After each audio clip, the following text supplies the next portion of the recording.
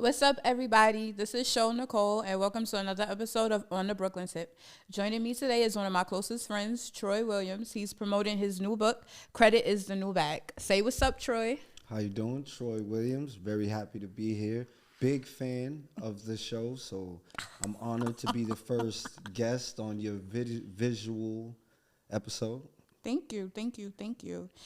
So I did tell everyone, and I've been talking about this for some months now, that I had a surprise. So surprise! On the Brooklyn Tip has a new look. I hope everyone enjoys. I hope you guys like it. You finally could put a face to the name. And yeah, we about to just jump right into it and do what we got to do, okay? So, how are you feeling? I'm feeling great. I'm happy to be here. It was a beautiful weekend. I'm feeling great. Golden. That's what's up. That's what's up. You know, the weather has been kind of weird. It has. I feel like it was raining forever. It kind of stole the end of our summer, but... Right. So right now we like what? In our second summer or whatever. But it is what it is. You know, I'll take whatever sunshine I could get over the rain. It's a mess. Agreed. For real, for real. Absolutely. For real. So what's your story? I originate from LA.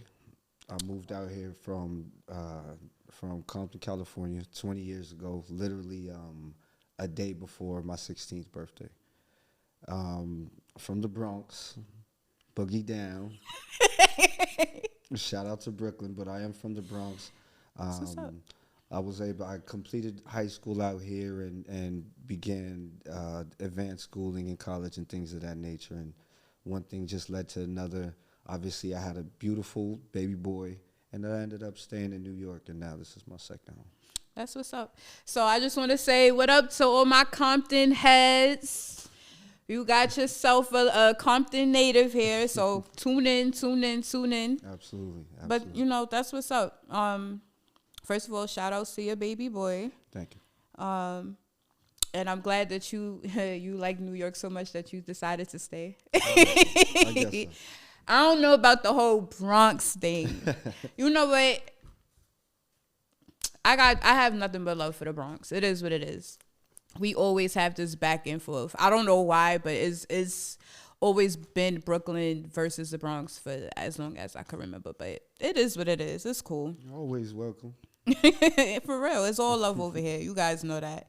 So I wanted to ask, like, why did you decide to publish this book first?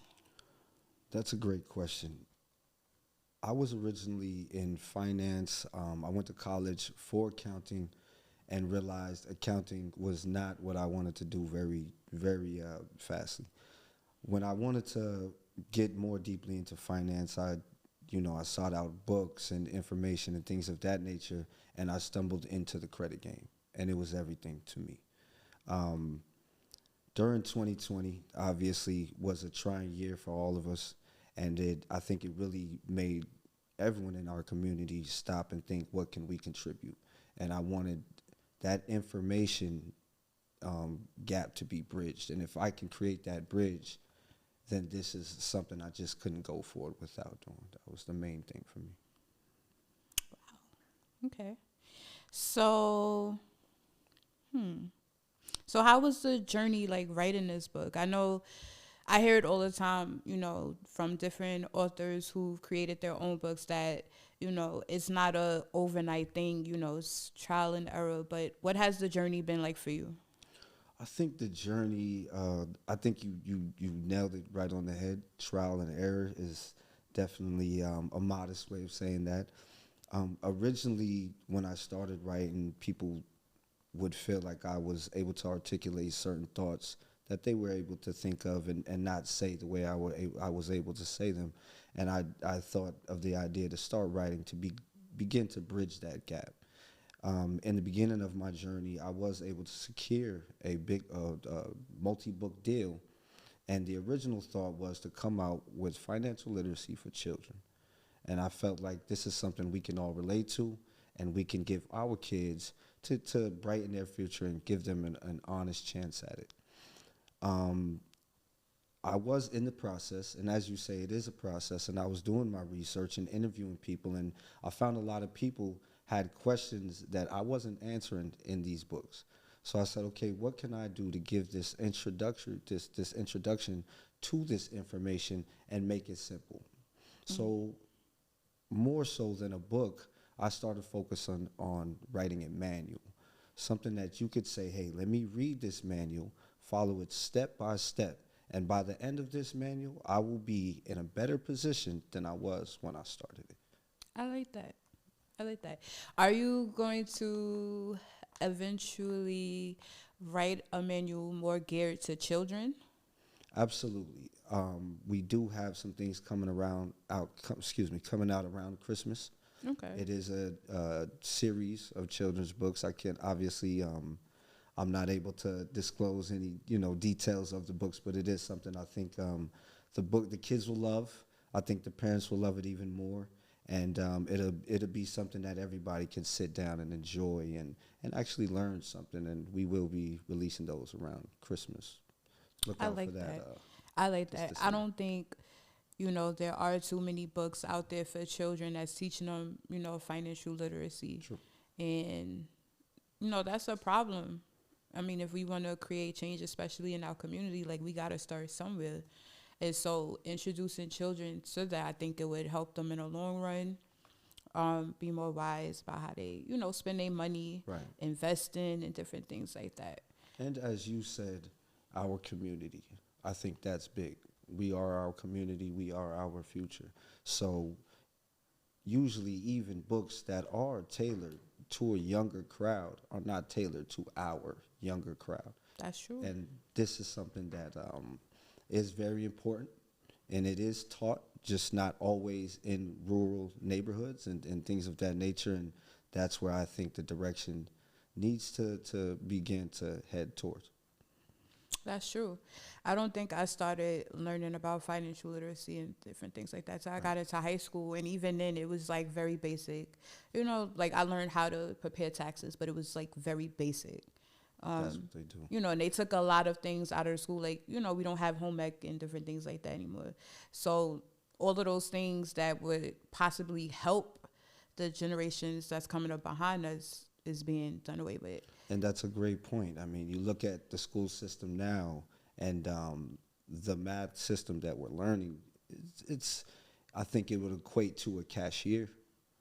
You'd be an amazing cashier, but it's not teaching you how to compound, how to do these things in financial literacy that is a lot more important than being able to count money. So. That's true.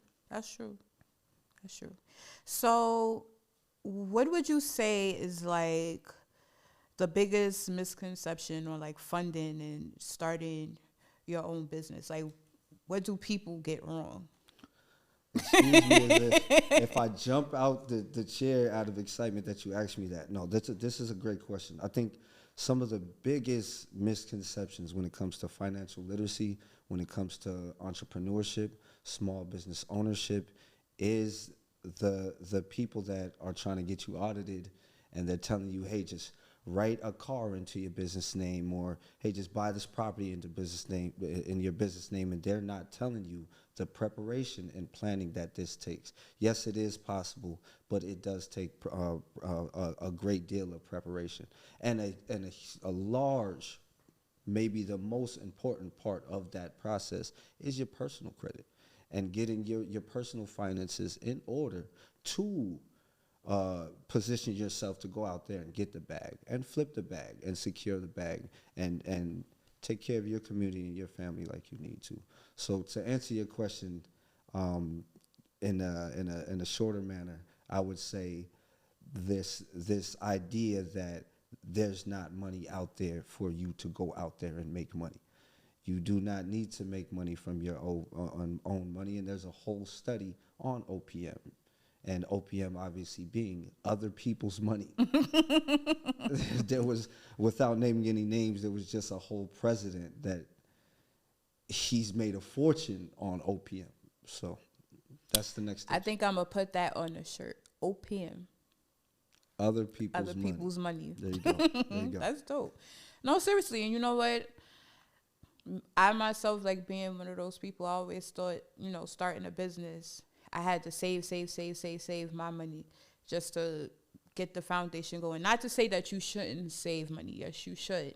But I didn't really understand the concept of other people's money. And, I didn't really understand, the levels to starting a business and funding and different things.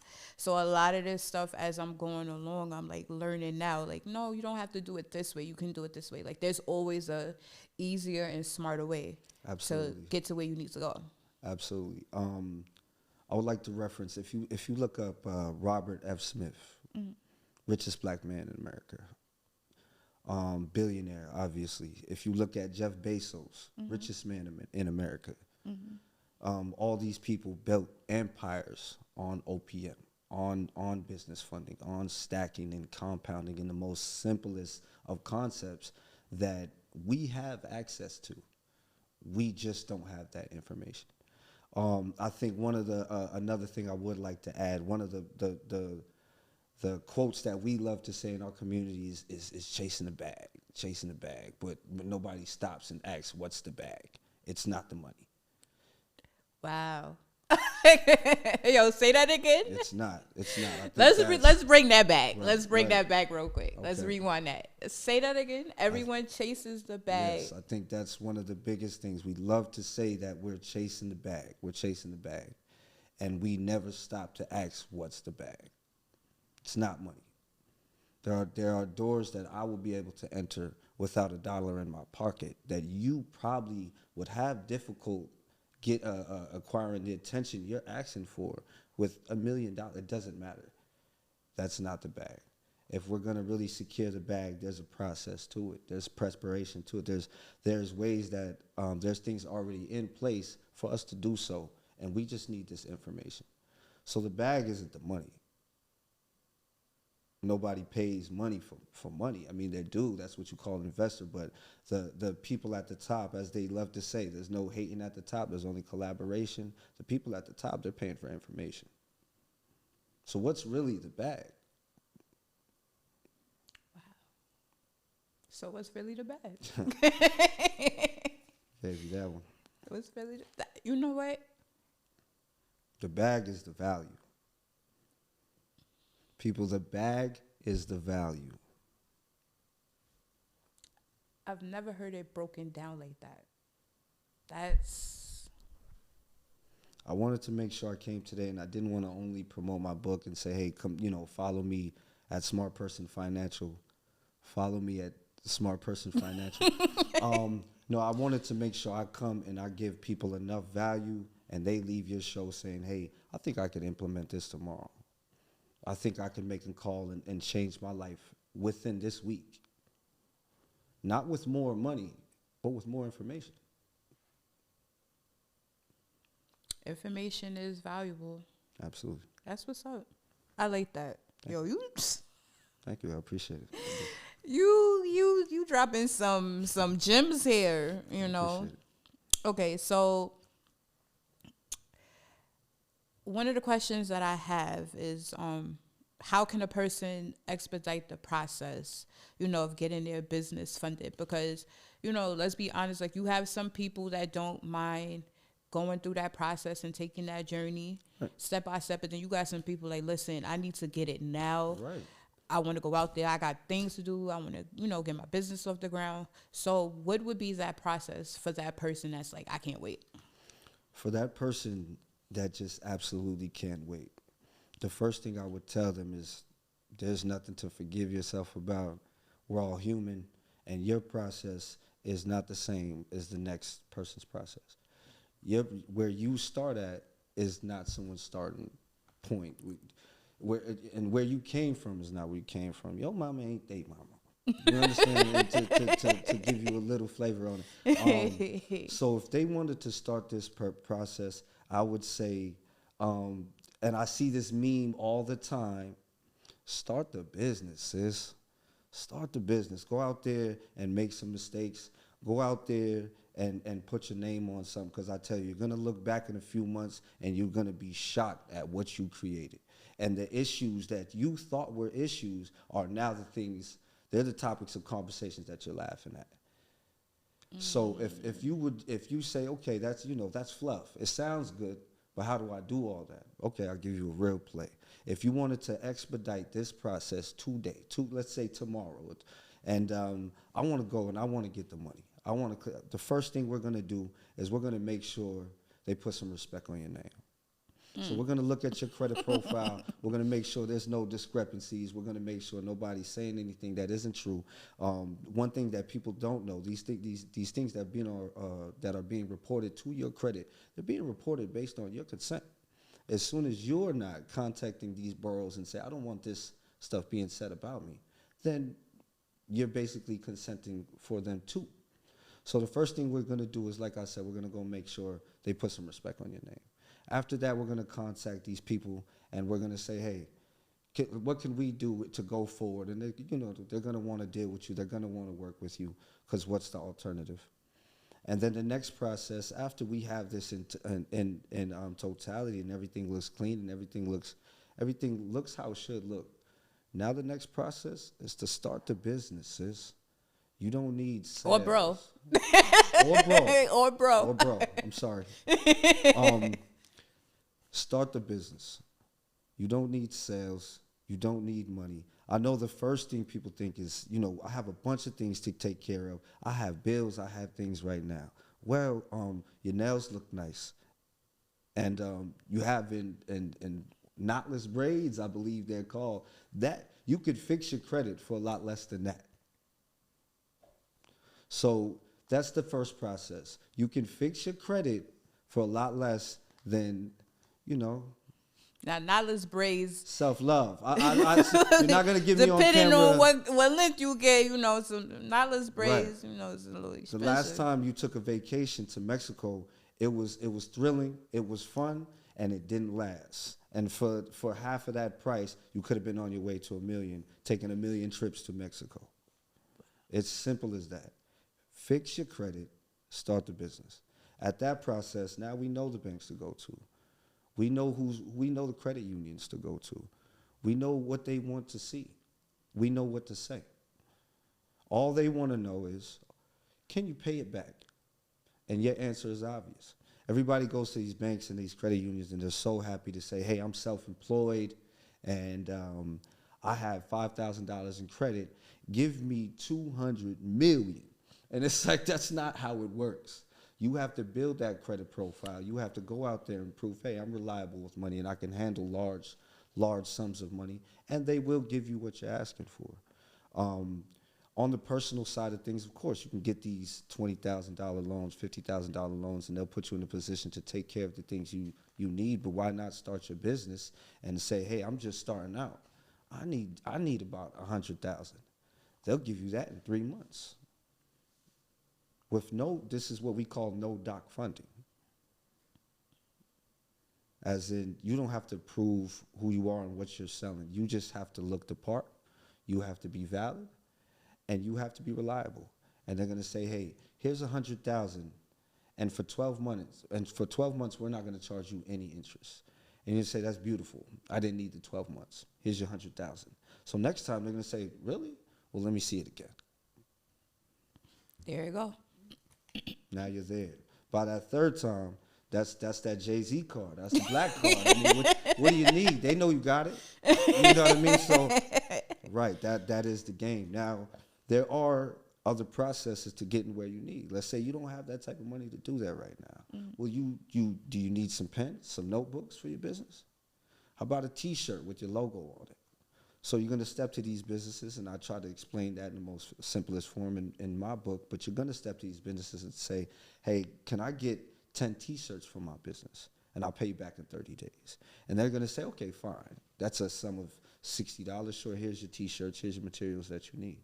You're going to pay them back, and you're going to go to Dun & Bradstreet, and you're going to have your number ready and your EIN ready. And this company, let's say Granger, I'll give you a play today. You're going to go to Granger. You're going to say, hey, I need some pens, some notebooks.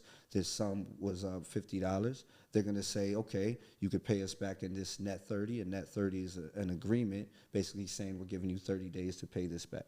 Once you do that, they're going to say you did, and now they're going to put some respect on your name. And that is how you simply create business credit. Now, I hope y'all got that. Take notes, people. Now, a very important part. I do have a bit of a foundation from brothers like Dion Coopwood. Dion Coopwood. Look him up. That's a mentor of mine. Darius Benders is another one real good. Look him up on YouTube. YouTube University. We all have a degree in. This will cost you nothing and really flip your bag, so to say. That you could look up, and they talk about these things as well, of how people use business credit to buy a laundromat, get a bunch of ATMs, start their dance studio, do what you need to do. But as you do it, you got to remember that your credit, your personal credit, your business credit, this is your V. This your Mercedes, whatever you want to call it, and it's gonna drive you wherever you take it. You putting in the premium, it's gonna get you where you need to get. But if you're not taking care of it and you're not giving it the special attention it needs, it's going to cost you even more than your original purchase. Wow. But this is all you need. You put the right gas in it. Hey, put the spinners, make sure they're spinning. It's going to take you where you need to go, for sure. It's something that you said when you was explaining that I like, and I want to point out when you were like, to start the business, go out there and make your mistakes. And I think a lot of times, especially when it comes to business owners and people that's starting up, we're afraid to make mistakes. We're afraid to fail. And, not realizing that with those mistakes and those failures, right, you're going to learn from them. Right. You're going to learn something. You'll learn, how to do it a different way. So I like that you pointed that out. Go out there, make the mistakes because it's expected. So I like that. Absolutely. So do you have, like, in your book, do you have references and different things where people, can go and look up and, try to figure out, like, what works for them as far as, like, funding is concerned? Yeah, absolutely. I wanted to make sure that it wasn't a cash grab, right? Like, I don't give you a bunch of names that was going to pay me to mention them. I wanted to give actual resources that I use. So if you reach out, let me show you how to use them. Let's talk about it. Every resource I mentioned in the book I've used or am using currently. Everything I mentioned, the process of how to go about setting up your business formation, and things of these nature that could cause fear in us and doubt. I literally, this is the process I took, and this is the process that I use with my clients that's been proved. And I have clients that they've secured a bigger bag than me. I have a client that just contacted me last week, and they secured $225,000. This was in less than 75 days, just from following this process, and they started from zero. So I did mention a lot of things that you wouldn't have to Google. Mm. It's a /23023. I'm sorry, but if you copy and paste, I promise you, it'll get you where you need to go. Everything I mentioned in the book is, I tried to keep it black owned, but more so I wanted to give value and not give bias. So I used every last resource that I used and that I advised to my clients. I like that you said everything, all of the references and different things that you listed in your book, you did it for yourself. Yes. I like that before you put the information out there for other people to use, that you test it and try it for yourself. There's a lot of times people say, well, do this and do that and do this and do that, but they haven't done it for themselves. Right. You know what I mean? So I like that, I'm giving you the cheat codes, but I'm also using them cheat codes for myself. And let's be honest, in our community, if you can't show me better than you could tell me, then I'd rather hear from someone else. That's true. You know what I mean? So that was important for me, that I went through the entire process. I secured the funding 2, 3, 4 times, and then was able to teach it in a way that you wouldn't need me to walk and hold your hand, but I can if you need me to. It's not my money or your money, right? There's enough for all of us. That's a fact. So I wanted to get into this. I noticed on Instagram you have two Instagram pages, right, and one of them is your fan page. Like, yes, one of them is Small Person Financial Fan Page. Correct. So, like, what was that about? Yeah, I would like to explain this. But I'm Yes, standing on please. it. I'm standing on it. 10 toes down. Yes. Smart Person Financial and the Smart Person Financial's fan page are both active as we speak. Originally, I started out with memes and motivation, and I wanted to put people in the right mindset because, goals and dreams without discipline, I mean, that's like what, a Marvel movie or I seen something like that in The Flash when I watched the DC movie or something. It's fantasy. So it's I wanted to be clear about that, right? And what was the question? I'm sorry. I just. I'm sorry. We'll, It's we'll cool. edit that part out. So I wanted to be clear about where we were coming in. I wanted to put people in the right mindset to start their journey. So it started out with a meme page, and it just wasn't it. Let me just say that it wasn't it. It wasn't it wasn't the best for an offline footprint for a professional business, especially for a finance business. So I did reach out because ownership is about buying back your own time every way you possibly can. So I did reach out, and there's certain websites people can go to. Fiverr.com is a good one. WeWork is a good one where you could find people that will do small tasks. And I was able to reach out and outsource for an actual Instagram page to be put together. And at that point, it was just like, okay, what am I going to do with this meme page? And I do have a few interns on payroll. So I had an intern. Obviously, they're younger. They're more hip and know what's going on. And they said, you should have a fan page. And I was, I thought that was pretty cool to have a fan page. And I'm a Virgo, so as I should, right? And That's so cute. as it started, and people would they would have nasty comments sometimes or discouraging comments, and I wanted this to be a safe place for everybody and be motivational. Plus, watch your mouth. So it was it was big for me, and sometimes I could be a control freak that once my interns moved on, to have this page still active. So who better to run a fan page of my business than, who's a bigger fan, right? Not for only my business, but as CEO. So what you're saying is you gotta be your number one supporter. Because why wouldn't you be? Why wouldn't you be? Seriously, why wouldn't you be in a relationship with yourself before you start dating? That's true. You gotta be your biggest fan. Absolutely. I like that. Absolutely. I like that. So are there any other books besides, I know you want to do the children's book, but are there any other books that you are brainstorming that you want to put out? Because I'm sure this is not the last that we're going to see of you. That's a great question. I appreciate you asking. I did, when I released the book, everybody loved it. I did get a great feedback, but there were a lot of questions in business formation. Starting out, should I do an LLC or an S Corp? Or, can you build business credit without personal credit, and things that they were touched on in the book, but I didn't go into detail about. So there is certain things that will be coming about business formation. Not only that, but certain who pulls from who. There's a lot of misleading information on the internet. There's people that's going to tell you, hey, get as much as funding you can and throw it to your personal account and then just cash out. And it's for sure, you'd be right up there where Bernie Madoff was at, and you know what I'm saying? A bunch of people that got audited and sent to jail for that kind of thing. But, good luck for sure. But there are some more gaps that I would like to bridge, and there are questions that were asked, and not only to our communities, but the general community of ownership and people that want more and know that it's out there. It's out there for them to go get.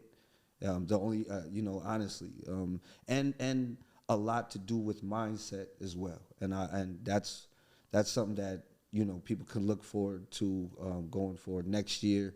I have a lot of things going on this year, and we have a lot of clients, and everything is going great. But unfortunately, that does take up a lot of my time, and it has made me delay some of our projects. But next year, we could be looking for more business information things. and bridging more gaps and more things on mindset and discipline and how to get you from, not from A to Z. We going from A to, let me get what you get. But you know, I like your bag. I don't want yours. I want one that matches. That's what we're trying to get our clients at. I like that. So yeah, that's a great question. I appreciate you asking. Look out for us next week. Of course. So where could we find your book? Like what platforms? How can we purchase? I feel like everyone definitely needs to grab this manual. It sounds very informative. I'm definitely going to get my copy because I'm trying to chase the bag too. All right. So where can we find your book? My book is out now on Amazon. Search it up. Credit is the New Bag. Also, our business page is Smart Person Financial, and the link is in our bio. Also, there is a Instagram page for the book alone, a motivational page that we post motivational quotes and things of that nature. It's also in the bio there. That Instagram is Credit is the New Bag Official. But we're not hard to find. We will be on Spotify by Christmas. We are being published by a lot of people. We are getting a great feedback, and we're in the process. Not supposed to talk about this part, but we are in the process of being put in the Harlem Library. So that's really big for us, and we're really excited. So if you want to look out and you want to find the book, and you say, "Hey Troy, that's not fast enough. Where can I get the book tonight?" Go on Amazon, look up Credit is the New Bag, leave me a review. And let's get to it. Let's get to the bag. Let's get that money. Let's get that money. Right. But I just honestly I want to say, and I mean it. Obviously, he's my friend, so I gotta big up. Not just for the fact that you're my friend, but for the fact that you're giving an example and showing like, as a black man, you can be successful. You know what I mean? You don't have to succumb to your community or whatever the stereotypes that's being said about black men. So I give you your props. I'm proud of you. I'm really, really proud of you. He knows this. I'm really proud of you. Thank you. I mean, you was so low key at one point. I didn't know what was going on. I didn't know what was going on, and then bam. Thank you. No, it really means a lot. I do appreciate it. I mean, with everything going on in our community and on social media and stuff like this, and we talk about the table and who's bringing what to the table and what first date should we be taking people on and all these things that don't they matter, but right. they're not priority. Facts. And we're quick to look at who's not giving us the opportunity. Facts. Or what opportunity someone else is getting that we feel we're not receiving at the time. And I'm gonna tell you, like I would tell my brother, like I would tell my son, you have to create your own opportunity. We can't be sold on all of our morals and principles that we've committed to thus far, because those are the same morals and principles that got us to whatever situation, good or bad, that we are in today. We have to change our mindset. We have to create those disciplines to say, I want more, and I want to create those opportunities. Instead of making $1 million, I want to be the guy that makes millionaires. I want that to be my biggest flex. I like that. And on that note, we're going to wrap it up. I want to say thank you. Thank you. Thank you from the bottom of my heart. Nicole, it is my honor. Truly, it is my honor. For being on here. You are my first guest. Like, I really appreciate this. I do. I appreciate you having me. I appreciate you. So thank you for coming here. I appreciate guys, make sure you go out and you cop his book. Credit is the New Bag. It's on Amazon. Go get that. Run them sales up. And let's get to the bag. Once again, this is Show Nicole on the Brooklyn Tip. You can follow me on Instagram. That's on_the_Brooklyn_tip. Follow me on Facebook on the Brooklyn Tip. And we will see you next time. Peace.